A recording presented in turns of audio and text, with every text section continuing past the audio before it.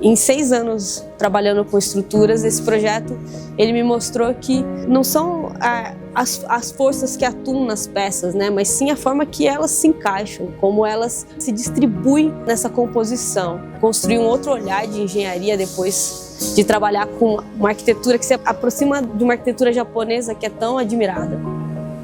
E eu vejo que a arquitetura japonesa ela traz a carpintaria muito presente. E a carpintaria ela é detalhista, ela demanda tempo, ela demanda cuidado.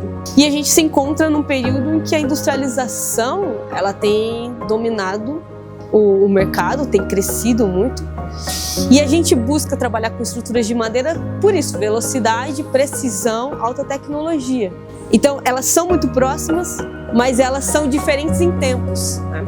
E aqui trazer um pouco do que a gente desenvolve hoje no mercado brasileiro com algo que é feito há muitos anos por outras culturas, foi ver que estamos num progresso muito bonito assim dentro do Brasil, que é a gente desenvolve esse mercado. Existe um movimento natural para construções em madeira, mas existe o outro lado em que a gente precisa dividir isso, a gente precisa ensinar, a gente precisa de alguma forma incentivar que ele aconteça. Eu vejo que o pavilhão ele trouxe isso, né? Ele trouxe uma arquitetura muito bem pensada, muito bem feita, com uma tecnologia, com uma velocidade incrível e um nível de precisão que só estruturas de madeira podem te trazer.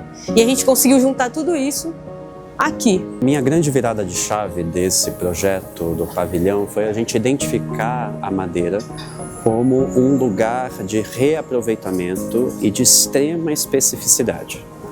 Como eu falei, geralmente os nossos projetos de madeira engenheirada, e a gente tem alguns, eles são sempre baseados numa racionalização absoluta do sistema, de modo a gente aproveitar ao máximo as dimensões de cada uma das peças, buscando o maior vão.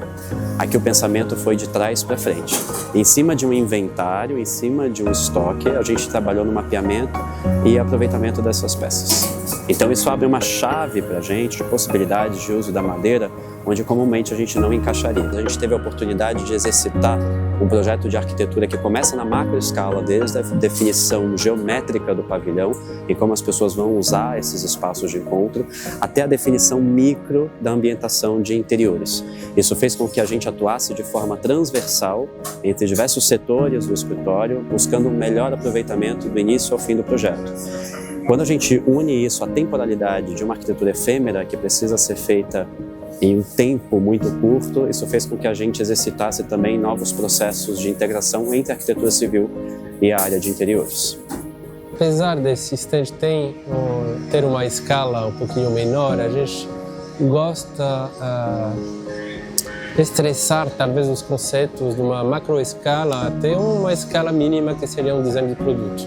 Acho que cada pensamento ele vale e se aplica dependendo da escala. Então aqui a gente vai achar todos esses princípios da AO dentro desse stand de venda, apesar de ser pequeno, acho que ele é gigante de expressão de didatismo da frugalidade, sabe, de ficar nesse momento da construção civil um pouquinho mais humilde.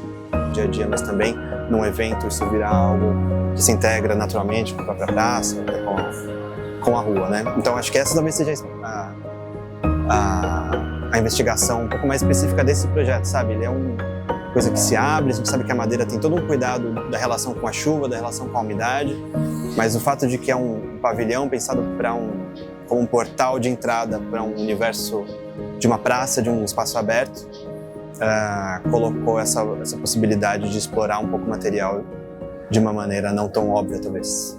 A gente quis criar um espaço que fosse um respiro para as pessoas aqui do bairro. Então, além de ser um espaço institucional, um espaço que tem um grande propósito de vender esse novo lançamento que a gente está fazendo, a gente quis criar um marco que seja quase que um novo passo na Ideias Árvores em relação ao marketing físico. O grande objetivo de qualquer construção da Ideias Árvores é transformar o espaço em um ambiente mais amigável, mais gostoso, e no qual as pessoas têm vontade de realmente permanecer. O pavilhão de madeira ele foi ponto de partida para que a gente criasse aqui na Galeria Samaneia um espaço onde as pessoas pudessem encontrar um refúgio do caos da cidade, das ruas acinzentadas e de tudo isso que, vamos dizer assim, faz com que a vida em São Paulo seja tão difícil, para que, a partir do momento que elas entrem dentro desse espaço, elas possam literalmente se transportar para o mundo na qual a gente teve a oportunidade de desenhar.